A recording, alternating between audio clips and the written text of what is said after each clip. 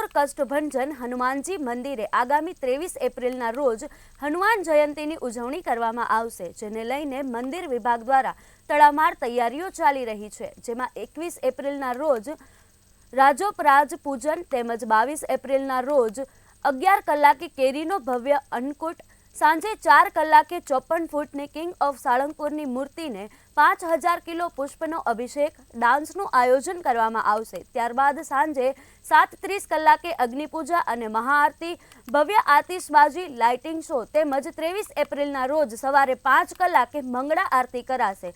સવારે 7 કલાકે મારુતિ યજ્ઞ, કેક કટિંગ, છડી પૂજન, અન્નકૂટ સહિત વિવિધ કાર્યક્રમો યોજાશે, જેને લઈ મંદિર ખાતે તૈયારીઓ ચાલી રહી છે।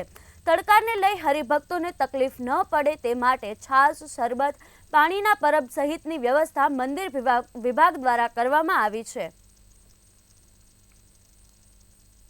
ત્યારે 21, 22 અને 23 એમ 3 દિવસ અહીંયા હનુમાનજી મહારાજના સાનિધ્યમાં અદ્ભુત અલગ અલગ કાર્યક્રમો રાખ્યા છે। એમાં 21 તારીખે હનુમાનજી મહારાજનું વિશેષ પૂજન રાખેલું છે। 555 કિલોના પુષ્પવૃષ્ટિથી ભવ્ય રાજોપચાર પૂજન રાખ્યું છે।